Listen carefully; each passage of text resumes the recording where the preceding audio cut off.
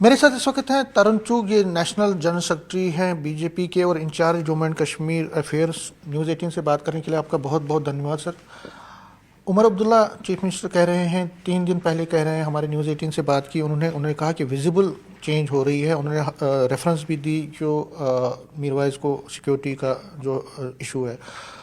3 दिन के बाद दोबारा वो चेंज हो रहे हैं और कह रहे हैं कि ये फोर्सिबल नॉर्मलसी कश्मीर में हुई है, ये नेचुरल नहीं है। आपको क्या लगता है? कल तक तो आप जम्मू कश्मीर की सुरक्षा, भाईचारा एवं टूरिज्म पर संतुष्टि दिखा रहे थे। अब किसको खुश करने के लिए और या फिर अपनी पार्टी के अंदर विद्रोह की चिंगारियों से ध्यान बटाने के लिए कर रहे हैं, या पिछले चुनाव में जनहित के जो वादे आपने पूरे किए थे उससे अभी तक एक भी वादा आपने पूरा नहीं किया है, उसकी देरी से उभर रहे आक्रोश के कारण जनता में भ्रम पैदा करने के लिए ऐसी बयानबाजी कर रहे हैं। सच तो ये है कि G20 जैसा अंतर्राष्ट्रीय कार्यक्रम आज श्रीनगर में होता है। आज श्रीनगर में योगा दिवस का राष्ट्रीय स्तर का कार्यक्रम हो रहा है। खुद प्रधानमंत्री वहाँ आ रहे हैं, रेल चल रही है। भारत की सबसे ज़्यादा पर्यटन कैपिटल के रूप में जम्मू कश्मीर आगे बढ़ा है। सफल उद्योग, एक सफल चुनावी प्रक्रिया वहां पूरी हुई है। निश्चित रूप से जीरो टॉलरेंस ऑन टेररिज्म पर जिस तरह सरकार काम कर रही है, आतंकवादियों के मंसूबे भी नाकामयाब हुए हैं और आतंकवाद जड़ से समाप्त हुआ। मतलब आपको लगता है कि उनकी फ्रस्ट्रेशन है और कहीं ना कहीं ध्यान बटाने के लिए अपने जनहित के वादे उनसे पूरे नहीं हो रहे हैं और जनता में आक्रोश बन रहा है।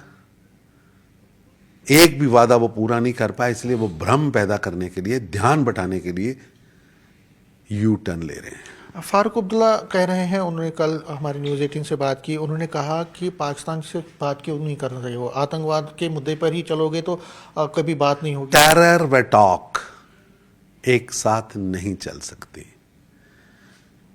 हमारे नागरिकों की हत्या के लिए आतंकी भेजने वाले से साथ बातचीत कैसे हो सकती है? आज विश्व के अंदर पाकिस्तान आतंकवाद की फैक्ट्री के रूप में स्थापित हो चुका है और पूरा विश्व ये जानता है कि पाकिस्तान यानी आतंक की फैक्ट्री। विश्व में कहीं भी घटना हो तो उसके पीछे पाकिस्तान दिखता है। तो आपको क्या लगता है कि जो वो बयानबाजी दे रहे कह रहे हैं कि तो कोई पॉलिटिकल इसमें आपको लगता है पॉलिटिक्स कर रहे हैं, या आपको लगता है कि दबाव में कर रहे हैं? वो एक टेरर व टॉक इकट्ठे नहीं चल सकते। आप किसी को खुश करने का कोई एजेंडा लेके चल रहे हैं तो वो आप जाने। तीसरा सवाल जो है कि वो दिल्ली के रिलेटेड है, जिस तरह से यूनियन होम मिनिस्टर ने रोहिंग्याज और बांग्लादेशीज पर डायरेक्शंस दिए। देश की एकता, अखंडता, देश की प्रभुसत्ता राष्ट्र प्रथम सबसे ऊपर है, इससे कोई समझौता नहीं हो सकता। गैर कानूनी, अवैध, विदेशी, बांग्लादेशी, रोहिंग्या, चाहे वो दिल्ली में हो, चाहे जम्मू में हो या भारत के किसी भी कोने में हो, उन्हें बाहर का रास्ता दिखाना है और ये देश की इस समय की सबसे बड़ी जरूरत है। देश के कुछ हिस्सों में कुछ लोग वोट बैंक की खातिर उनसे सहानुभूति रखते हैं, उन्हें बसाते हैं, जो कि दुर्भाग्यपूर्ण है। क्योंकि जो भारत के गरीब नागरिकों के लिए जो साधन दिए जाते हैं विदेशी उसे चट जाते हैं, उस हमारा गरीब पीछे रह जाता। आपको लगता है कि जो वहाँ से डायरेक्शन आई है, जम्मू कश्मीर में भी कई दिनों से, कई सालों से लगातार यहाँ पे भी इस चीज़ की मांग हो रही है कि यहाँ से भी निकाला जाना चाहिए? पूरे देश में कहीं भी विदेशी नागरिक गैर कानूनी बैठा है, वो देश के लिए खतरा। न्यूज़ 18 से बात करने के लिए धन्यवाद। कैमरामैन साहिबा के साथ में समीर भट्ट, न्यूज़ 18 जम्मू।